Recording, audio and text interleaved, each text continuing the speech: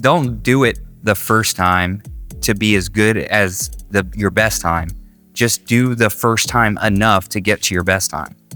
And before you know it, it'll be in your body and you won't even think about it anymore. It'll move from unconscious to subconscious, and all of a sudden it'll be a reflex. You'll be able to intuitively and dynamically respond in the moment because you're present and you're with people and listening, not in the recent past or the near future. Hello and welcome. This is Brian Delaney with Unlock Potential, where we get together with top experts in their field who have simple, profound advice to help you and I live better lives, to be able to be more fit to serve the people around us and answer that question, the question that nags within all of us: how good can I be and how great can I make it for people around me?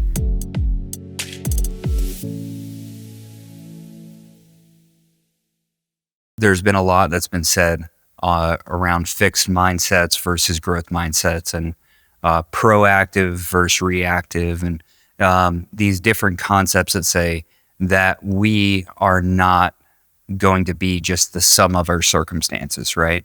How do you break out of the sum of your circumstances and the relationships, and maybe some foul things that happen to you, maybe some great things that happen to you? People talk about privilege of one group over another group.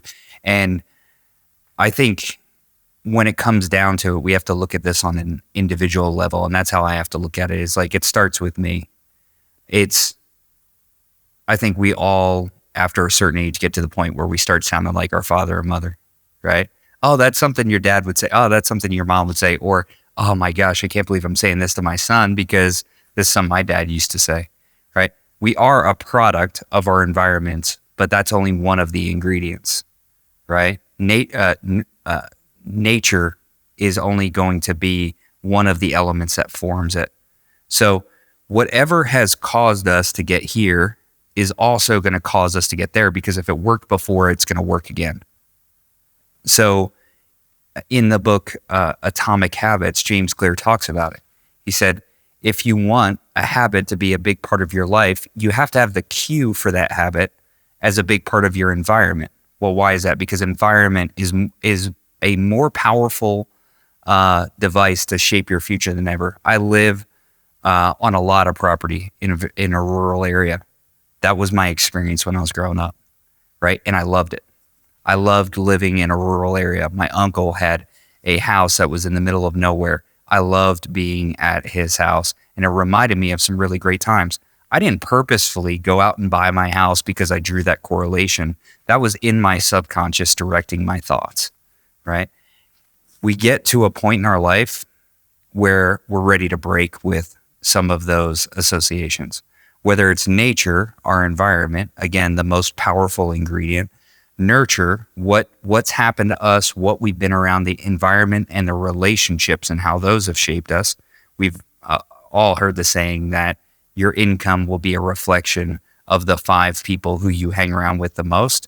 So we know that has an impact again, right? And then the last one is choice. So if we look at what shapes every human being, we can pretty much categorize almost every influence in nature, nurture, and choice. So we need all 3 of those things to change. Okay, if that got us here, it will get us there. So it starts off with nature. What are you putting in your environment that is going to cue you to get into an environment you're not sick and tired of being sick and tired of? That is actually going to be an environment that's supportive rather than oppressive. And I think that's where everybody needs to start. They need to start looking at their environment. Do they have their environment set up for success? Is the TV readily accessible? Is the phone readily accessible? And then just start in a progressive way over time, moving those things away. As you lose your attachment to things, as things become unimportant, you start doing it. For me, I am still attached to my phone. So while I know my phone needs to be in the other room, it still ends up on my bedside table most nights, right? And so I'm not there yet to let go of that. But when I am, that's going to have a big impact. I do drink like at least 8 to 12 ounces of water first thing when I wake up. I don't eat until about mid-afternoon or early evening on a daily basis. And that's just been progressively moving those things out of my environment, because what my mom and dad said early on in my life came true: out of sight, out of mind. And so the things we want to move out of our mind, we have to start with our environment. The second thing we have to do is we have to get around people who are building those habits or who already have those, and start to see that, because the social pressure of being around people who have what you want or who are moving there is going to create a different environment inside of you. Being a part of those different conversations, seeing what those people have in trade for what you have. I've talked about this before, that in order to get something we want that we don't have, we're going to have to give up something we do have. And if you look at the people who are on the journey, don't only take inventory of what they do have or what they do, take inventory of what they don't have or what they don't do, right? Because that's going to help you to understand what is pushing them in that direction, and then start replacing things. A lot of people take things away. It's like trying to diet by not eating. You're just going to set yourself up for failure, right? What we have to do is we have to learn how to have different eating habits that are going to support a weight that we want to be at. We have to learn how to have different sleeping habits that are going to support a level of fitness and a feeling that we like, that we want more than we want to stay up late, or than we want to eat the wrong things that are going to taste good when they go in, but feel bad as soon as they go in, and make you feel bad for the rest of the day. And so that's where it starts when it comes to that. But I think that if you really want to make a change, you've got to get to a point of absolute disgust and be willing to break up with this version of yourself in order to connect with the next possible version. So that's going to take a massive push. So something that I did 60 days in a row. I was so tired of not being motivated, having low energy, and not being able to focus on the difficult things that I needed to do when I first started my financial services business. I said, the problem isn't out here with the things I need to do. The problem is in here. How do I fix what's in here? Because in here, I was my own biggest hater. And if there was somebody who was going to give me a demotivational speech, a lot of times it was me. So every morning when I woke up, I just did one thing, and you've got to make the habit and the environment easy to access. Reach over to my phone, press on button, press play. And I press play on the same stinking audio at the same place for 60 days. And I retrained my brain. I brainwashed myself into starting to think the thoughts that this audio was saying.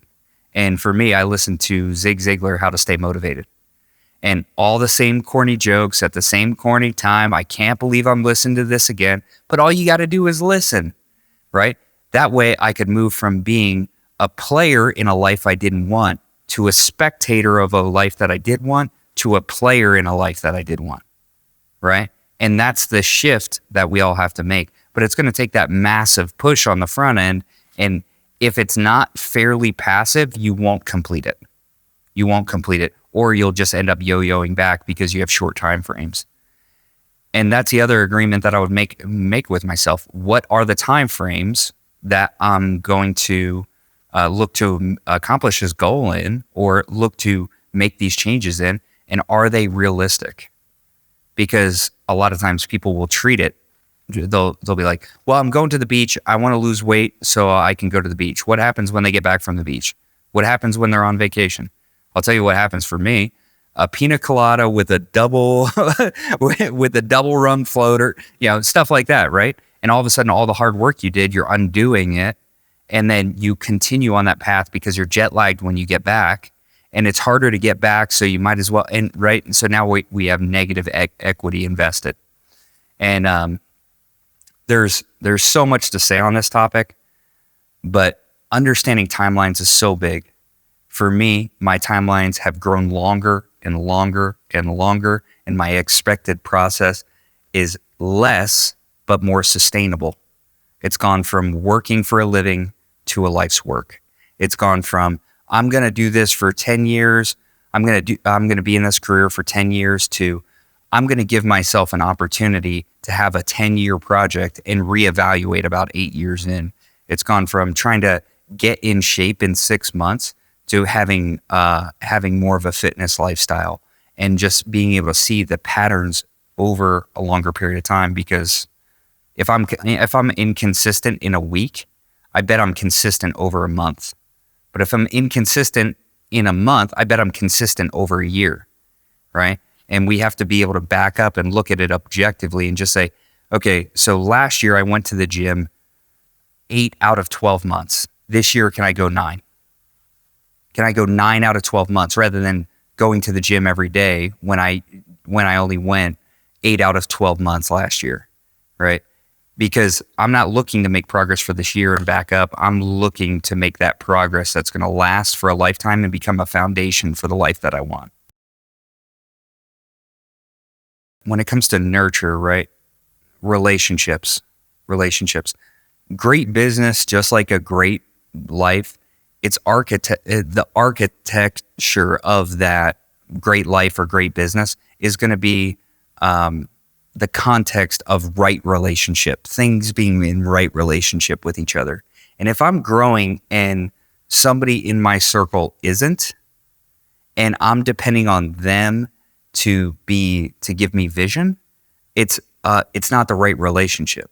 And so somebody who may have been a buddy before that, or a partner before that, or like been in a position where I really admired them, may not have a lot of my admiration anymore because I have different goals.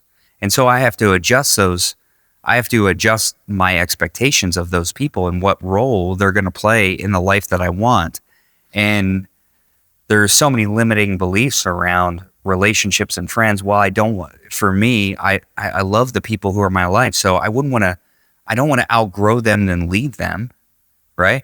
And that was my biggest limiting thought right there, was what if I change and other people don't come with me? And I was afraid because I really love the people I have in my life and I really appreciate it.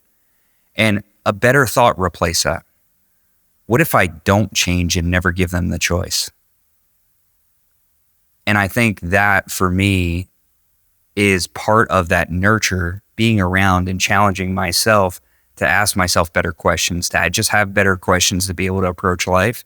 And when I asked myself that question, I said, is it more important for me to give my friends comfort where they are, potentially in misery, or challenge and an opportunity to change inside of a right relationship that's actually authentic to where we are now? Right. And that may mean that you have to reorient relationships. And I think that's a part of every person's journey, but sometimes we don't do that work. And I'm so thankful for the people who I've had in my life, therapists, coaches, mentors over the years who gave me that perspective and allowed me to demythologize my parents when it was an appropriate time, to get to move from they're everything, right? When we're a child and we're completely dependent on them, to they're nothing when we're in our adolescence and teen years, to they've messed everything up, and just be able to take them off that pedestal and just be able to look them in the eyes and change the relationship and say, I respect the hell out of you because you did the best you could with what you had and you did a damn good job at it. And now as a parent, I can see the quandary and the problems and all the conflict in order to make this happen. And the fact that you took us from this one, like it was like a 1 or 2 bedroom, really, this house had nothing, right? Our best toy was a wiffle ball that was tied to a tree outside that my brother and I would hit at each other. We played tag around the kerosene heaters in the living room, and my dad had to hand redig our septic system, right, to another house that was slightly bigger. And then they gave me a path that showed success. And I can't thank them enough for that example now, because I don't expect everything from them. I expect humanity from them. I expect us to have a friendship and a mentorship relationship, but I had to take the time to reorient the relationship and acknowledge what's been going on before this, what's going on now, and what I would like our relationship to look like in the future and how that would need to work if we're going to continue that, right? And that, I think that's the work that most people don't do.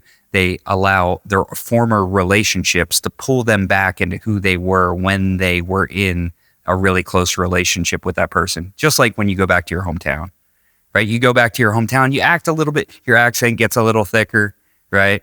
The ways that we behave, the people who we hang out with, the places that we go, we kind of revert back to that. Well, that's how relationships can be for us if we don't do the work to reorient those relationships and set new boundaries and to give ourselves a freaking opportunity to get to know this person who is brand new, because they've had a whole lifetime of experiences since you've last hung out with them. A lot of it change, even if you hang out with them all the time, a lot of changes behind the scenes and areas where I used to have confidence. And now I approach it with curiosity. And I try to put myself into that position that Peter Crone talks about, where the next time you see someone, treat them as if it's the first time you meet them and give them an opportunity to grow in order to create the space in your life and in their mind for you to grow too, so that the relationship doesn't have to be a static thing, just like your mindset doesn't have to be a static thing, just like everything else in us is meant to be growing and flexible and anti-fragile.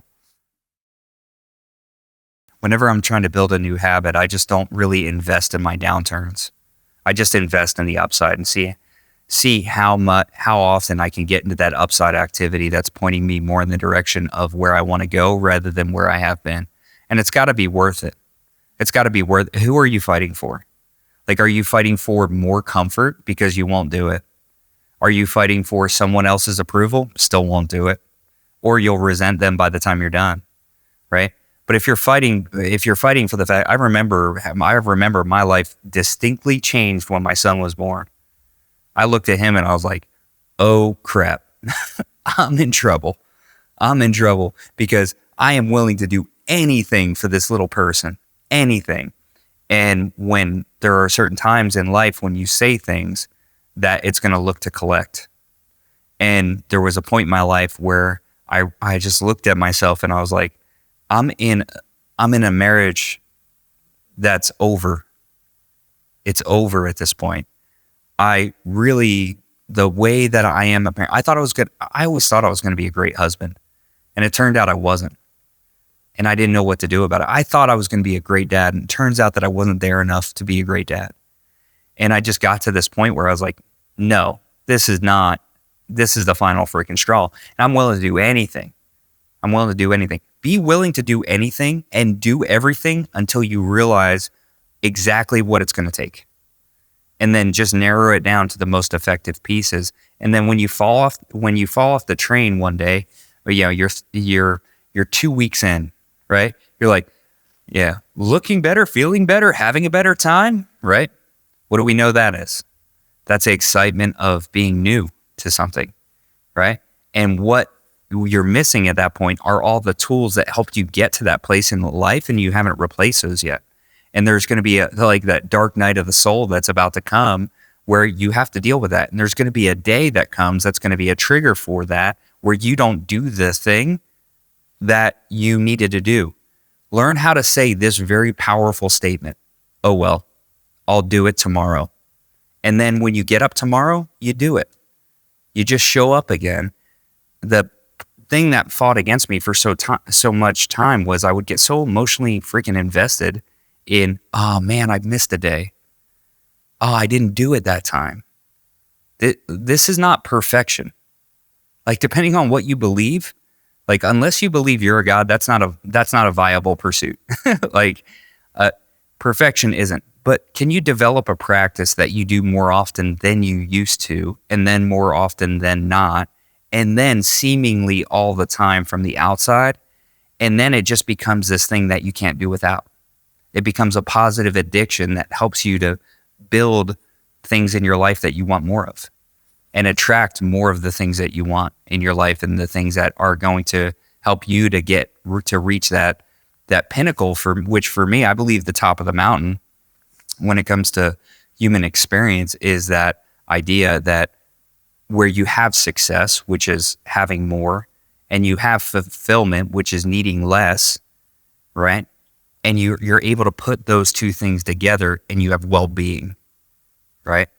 So go through that progression, find your well-being. And by the time you get to well-being, you'll realize how much more you could do, how much more ownership you could take, how much more you can lean into difficulty, because your capacity will have increased because you gave yourself the time and the intensity to be able to demonstrate to yourself that you're somebody you can count on now and others can too. You're somebody you can believe in and others can too. And you're somebody who can create the things in your life that you really want. And other people are starting to recognize that as well. And they're going to ask for your help to do it. I think when it comes to why do people fall out of habits, it's because life changes and the tool doesn't fit anymore, or it was never fully formed. It was a hope more than a habit, right? And I love what Alex Hermosi says when he talks about setting a goal is just making an agreement with yourself that you're willing to be miserable in this one part of your life until you achieve whatever you want, right? I think that's really important to understand, because most people are like, I just want to be happy. I just want to be happy. I just want to be happy. Listen, if all you ever want is to be happy, you're going to be nothing but freaking sad. You're going to lose your damn mind, because you're not meant to just experience one emotion. You're meant to experience all of your emotions in full measure, given the appropriate circumstances, right? If you have circumstances that are sad, be sad. Don't fight against that. Grieve. Feel that. Like, if you have circumstances that way, so when you felt the full measure and the depth and the heaviness of sadness and grief, you can experience the full measure of happiness, because you know what it's like to be that far down. And as long as you don't stay there and swim in it because you're always resisting it, what you resist will persist, then you get the upside too. You just have to make sure and take the time to celebrate that. Right? Take that, just like you took the time to grieve, take the time to celebrate. That's not what most people do. And I'm not sure if it's like Puritan background. For me, it's Irish Catholic. It's like celebrate what you do wrong and hide what you do right. I don't know what the hell that was, but that's a lot of times that's a messaging through what people were demonstrating. And I just think that there's a more complete and whole way to really experience life, and it's going to be a gift not only to you but to other people around you when you're able to see yourself as a person that's worth it, that's worth the ups and the downs, that's worth the imperfections, that's worth the false starts and the failures along the way and the broken relationships because you didn't do things right. You'll see that you're worth it when you say, what happened was not all I have to offer. What happened is just what I had to offer. And you'll realize that you're worth it. And that's going to lead to realizing that other people are worth it. And that's that. If there's one, people talk about like, should we be on fossil fuels or like should we use this renewable energy?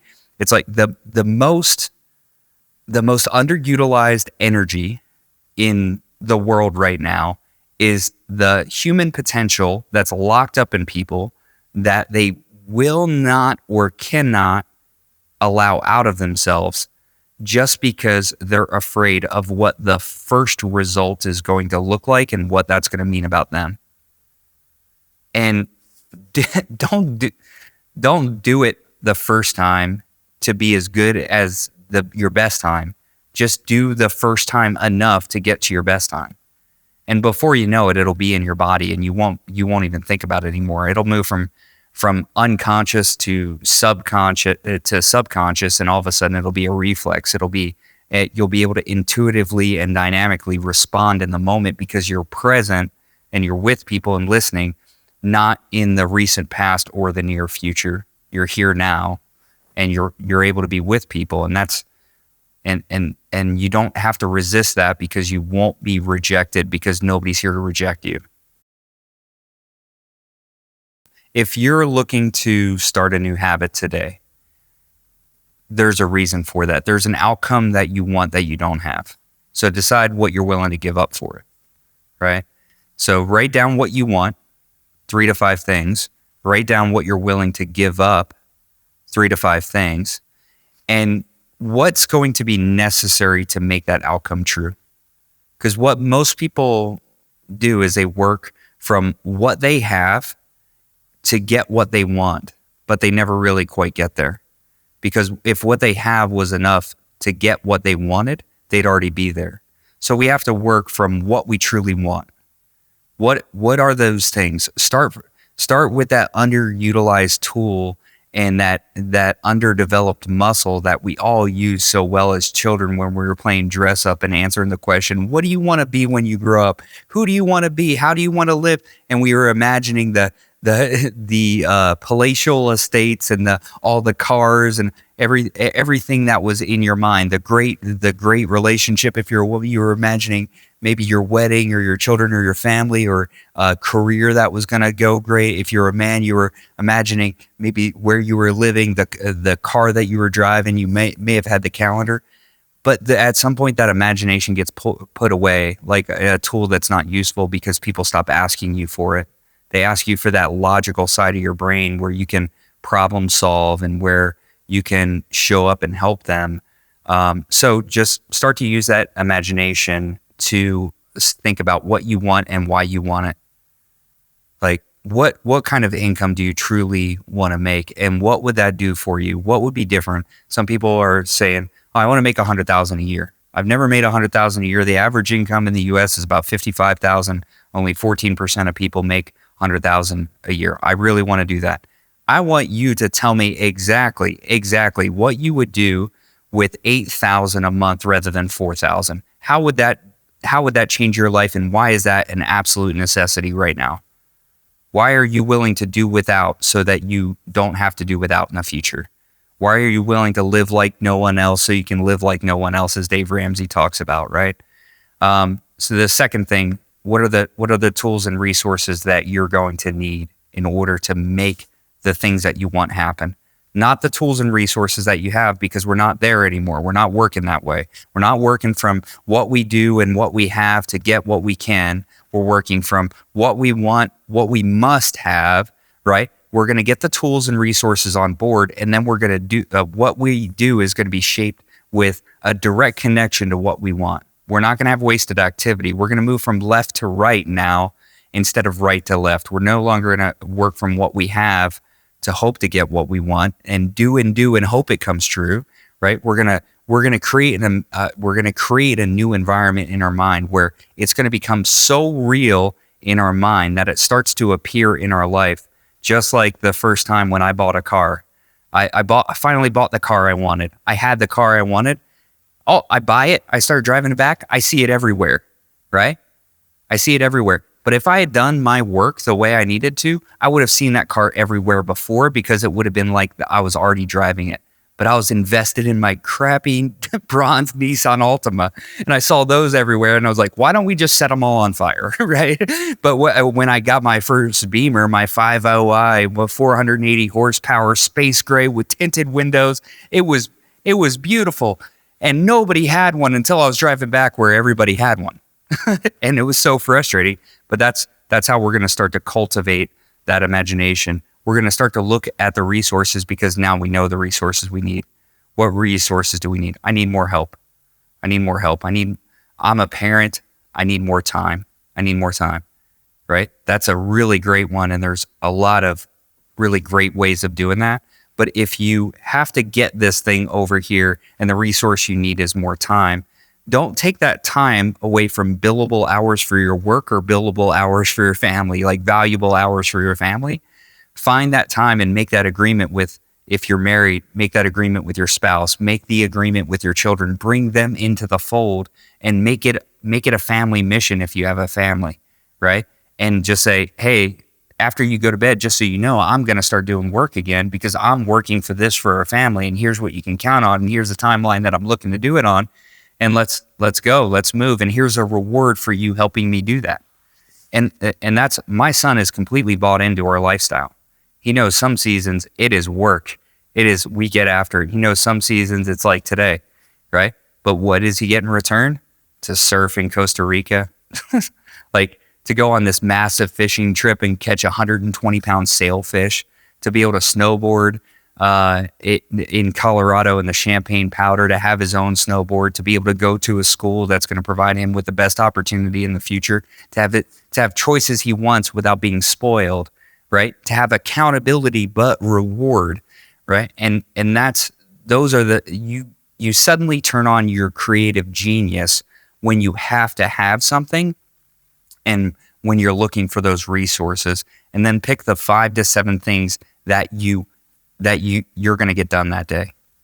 And the tool that I would tell people to use, I've got 2 tools that you're going to hear more about. One is called S3, and it's actually a framework for starting to work from, instead of what you have, from what you want, and starting to build that. And I mean, not only has this been vetted by professionals in the field, but it's also vetted by a ton of data that points to this being an incredible tool. And then we have our anecdotal evidence of people literally changing their lives because of regular practice with their tool and their commitment and dedication to it. The other thing is what I call the whole life formula. If you want a simple tool that's going to help you in 10 minutes a day, not only line out your day, but get started the right way, it's about taking 10 minutes to write down 10 gratitudes. 10 minutes, 10 gratitudes. And then 3 things that you must not do in order to show up at your best today. And 3 things that you must do to show up at your best today. That's going to set your mind right. It's going to, you know, the things that you can't do. You know that, for me, I know I can't go on YouTube Shorts when I'm supposed to be working, because there goes an hour. Right, there goes an hour. I know I can't do that. I know that's something that has to be on my list of must not do. I know that one of the things on my must do list is exercise on a regular basis, because I don't receive energy, I create energy. And the way I create energy is by expending it. When there's a need in my body, it's going to create more. It's going to create more. When I create a bigger need, it's going to create more. And that's pretty much how that works. So using that whole life formula is a great place to start. We'll talk more about S3 in the future. You guys are going to love that tool, and it's going to impact so many of you who are dedicated and committed to not only the outcomes, but the process. And listen, you can have all the tools, you can have all the frameworks, and just sit on them. You can be in that place. Capture that magic of the moment. When you feel energized, rely on that, lean into that in such a big way. A lot of people start with no momentum. You probably have some momentum and you've procrastinated on it in the past. Don't do that. Lean into when you feel that spark, when you feel that energy, lean into that and do something massive. Do something massive.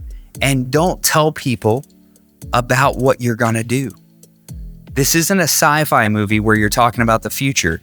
You can report what you've done or tell people what you did, but you can't tell people what you're going to do, right? You hold yourself accountable for that and get better at holding yourself accountable over time, because when it's the right time, you will do it. And for you, I bet now is the time.